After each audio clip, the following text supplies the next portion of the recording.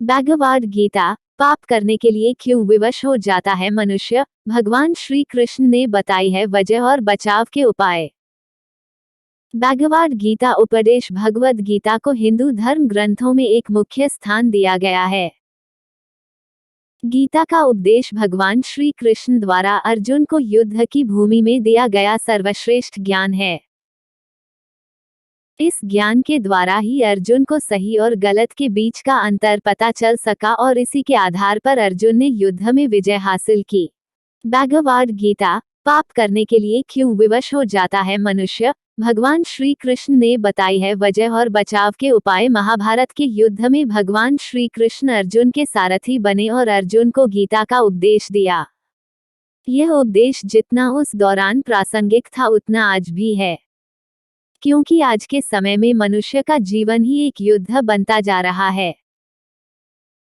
ऐसे में आप यहाँ जान सकते हैं कि किन परिस्थितियों के कारण मनुष्य पाप में भागीदार बनता है और इससे किस प्रकार बचा जा सकता है। तीन प्रयुक्तो पापम चरति पुरुषः अनिच्छन्नपि वार्ष्णेय बलादेव नियोजितः।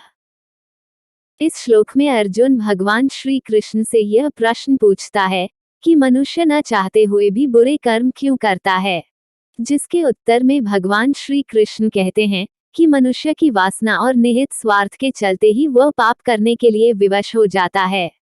यह है सबसे बड़ा कारण। पाप करने की सबसे बड़ी वजह मनुष्य की काम भावना, किसी चीज को पाने की इच्छा है, क्योंकि काम वासना से क्रोध उत्पन्न होता है और क्रोध से भ्रम पैदा होता है, जिससे सबसे पहले बुद्धि नष्ट हो जाती है और यही मनुष्य के विनाश का कारण बनती है।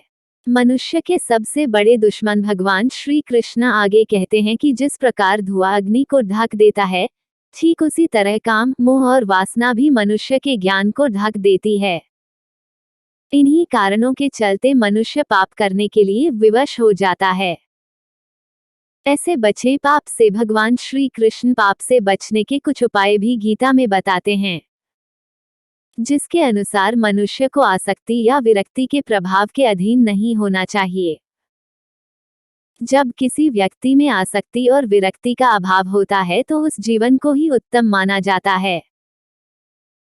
डिस्क्लेमर: इस लेख में निहित किसी भी जानकारी, सामग्री, गणना की सटीकता या विश्वसनीयता की गारंटी नहीं है। विभिन्न माध्यमों, ज्योतिषियों, पंचांग, प्रवचनों, मान्यताओं, धर्म ग्रंथों से संग्रहित कर ये जानकारियां आप तक पहुंचाई गई हैं। हमारा उद्देश्य महज सूचना पहुंचाना है, इसके उपयोगकर्ता इसे महज सूचना समझकर ही लें। इसके अतिरिक्त इसके किसी भी उपयोग की जिम्मेदारी स्वयं उपयोगकर्ता की ही रहेगी।